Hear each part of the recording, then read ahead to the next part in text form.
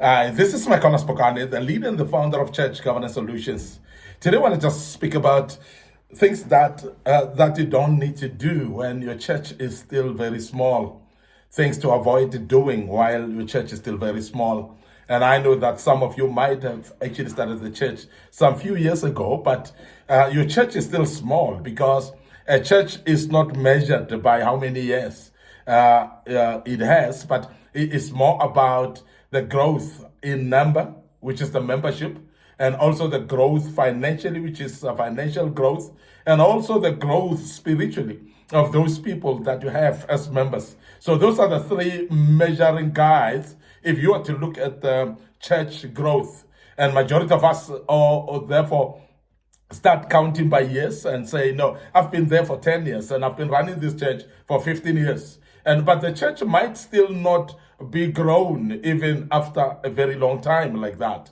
It is actually those measuring guides that I've actually mentioned, that it should be one by numbers, which is exponential growth. And we also speak about spiritual growth, which is actually the maturity of the people spiritually in that church.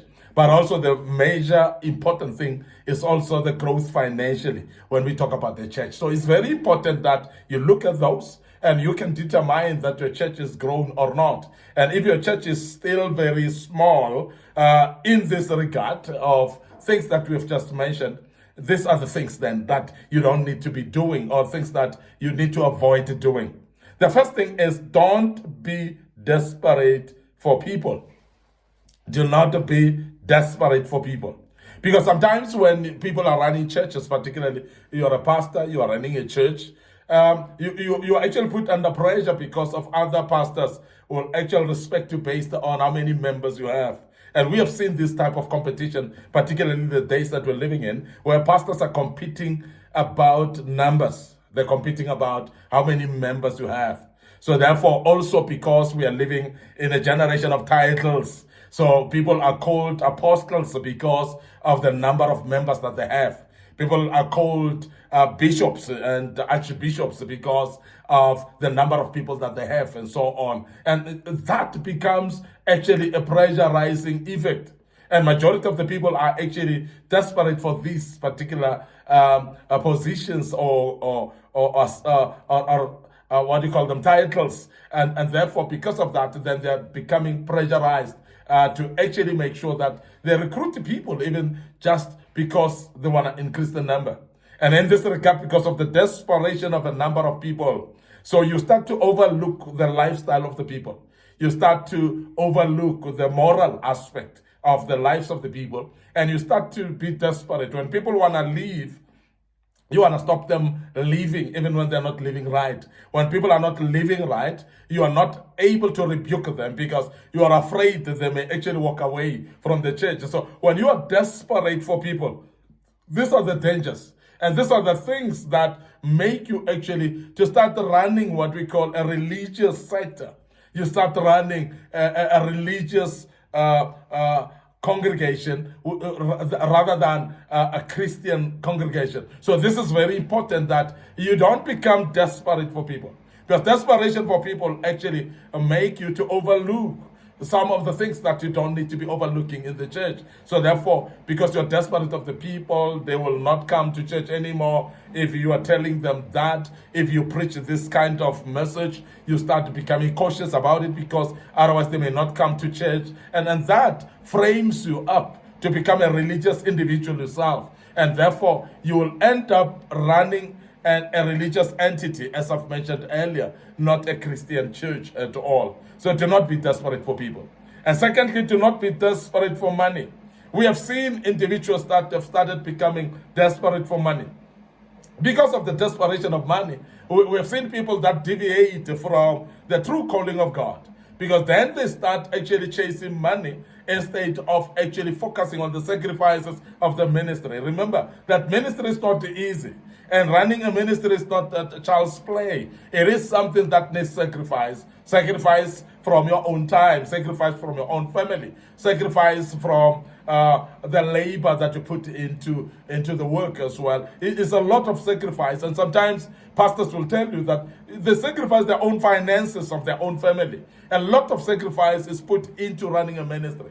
Now, because of that, we want to emphasize that when you become desperate for money, you start to actually start finding yourself even more and more deep into wrong things because you're chasing after money. And we have seen people that because they're chasing after money, they go actually to be initiated in wrong altars. And the reason is because either they're desperate for people, but also when they're desperate for money. Because people know that as they're desperate for people, they go to initiate themselves into wrong altars to attract a lot of people. The people will come along with money. And we have seen also ministers that have already put a price already on invitations as well. They put a price on ministry. They put a price on a sermon. They put a price on preaching assignment. And that's the reason that you would see that people are desperate for money. Because when people are desperate for money, they don't actually allow God to use them that much.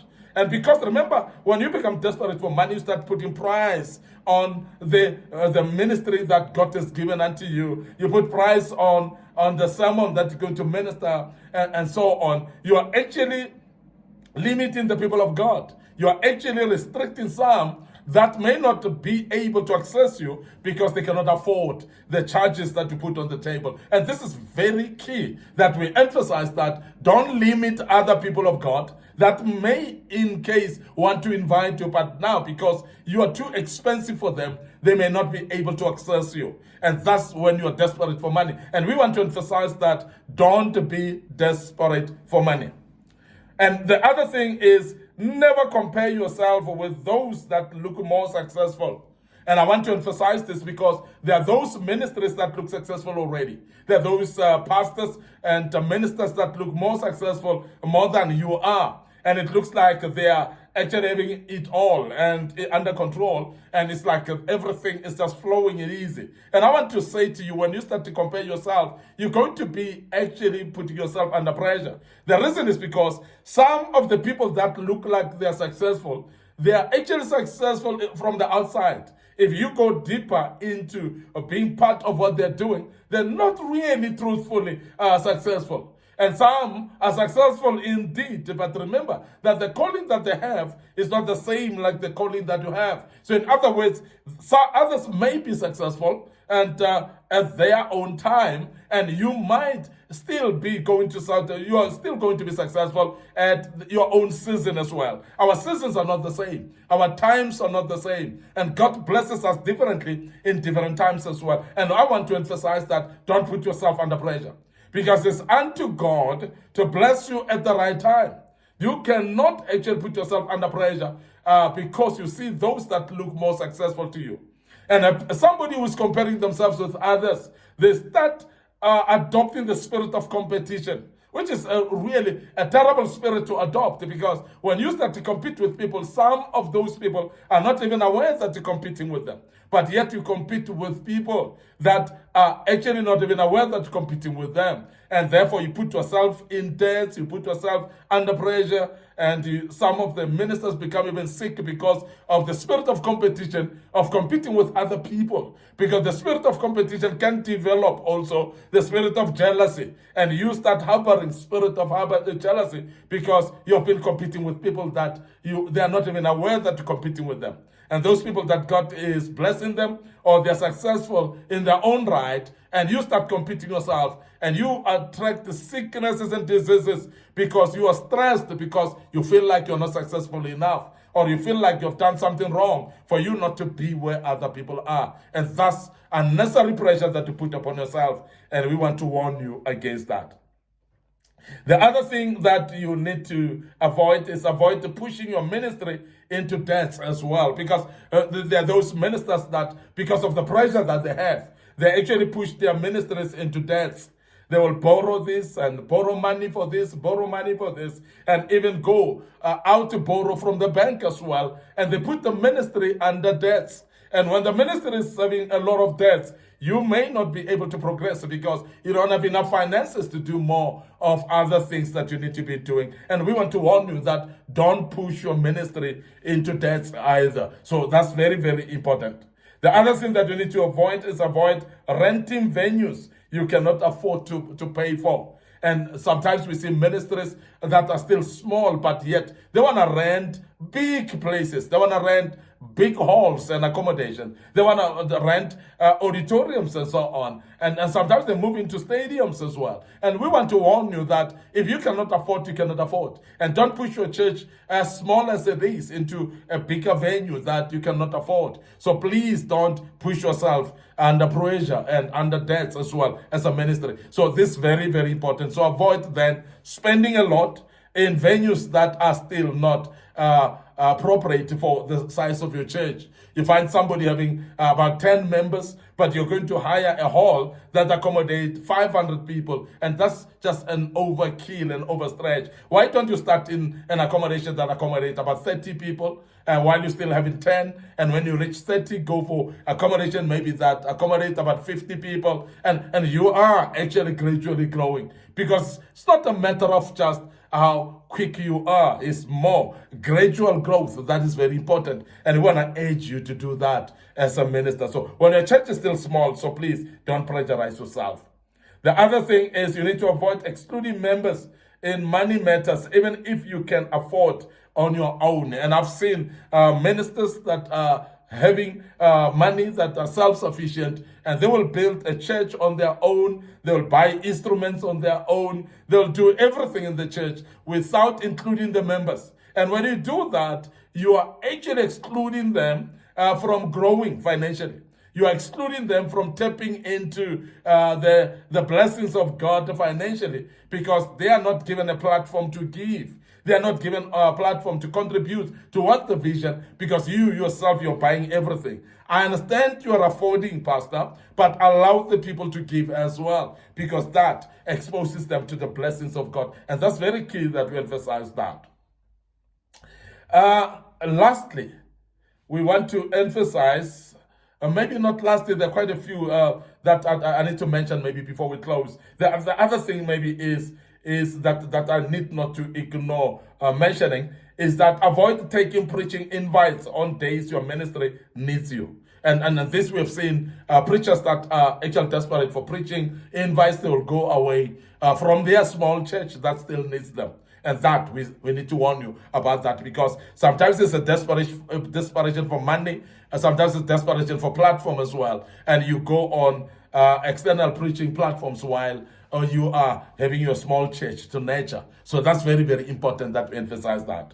Another thing maybe that I need to mention quickly as well is avoid running your ministry with guest speakers. And I've seen some of the people that will run their small church with guest speakers. And sometimes the guest speakers are actually at a higher level above your church. Your church still needs milk, but they come and feed that with meat and bones. And I hope you understand that. So because the type of guest speakers depend who they are, because there are those that will actually come with pitching higher than your members. And when you do that, you're actually killing your members because they don't grow. But when you run your church through guest speakers, you are actually exposing them to such a temptation. And I want to emphasize that, please don't run your small church through guest speakers either. So avoid operating your ministry in isolation from other ministries and other people. And that's very important, because sometimes we isolate ourselves. So you become somebody who run your own ministry. You cannot learn when you do that. We will learn from others. Others have been there ahead of us. Others are actually knowledgeable in some of the things. And therefore, you don't need to struggle while you have people around you that could help you with some of the things that they've already done in their churches. So please associate with other pastors, associate with other churches, so that you can learn from them, because it's a lot of sharing from other people as well. Best practice sharing, very, very key. And those people that have been there, churches that have been there, pastors that have been there, they will actually share the information to you as well. And lastly, avoid ambitions of focusing on internationally before you are fully established locally. And I know that everybody's dreaming to become an international speaker, and everybody's dreaming to have an international church. But I want to emphasize that even though you dream of being international, so please establish yourself locally first. And that's very important, because when you establish yourself locally, the confidence of going outside and internationally will actually help you. And also, as a small church, you need to grow first before you even think of internationally. We want to end up here today. Your host, MIcornus Phokane. I'm the leader and the founder of Church Governance Solutions. And before we check out today, we want to remind you of our Facebook pages, Church Governance Solutions, and also MIcornus Phokane. So please like those pages and follow us there. Don't forget our TikTok account as well is under MIcornus Phokane. Our YouTube channel is under Young Men Empowerment Forum. So please subscribe to our YouTube channel and click notification button there. And the Lord will bless you as you do that. Please share these platforms to your loved ones as well. And the good Lord will bless you as you do that. And I want to check out right here. Until we meet again with another topic, may the good Lord bless you. And allow me to say cheers for now.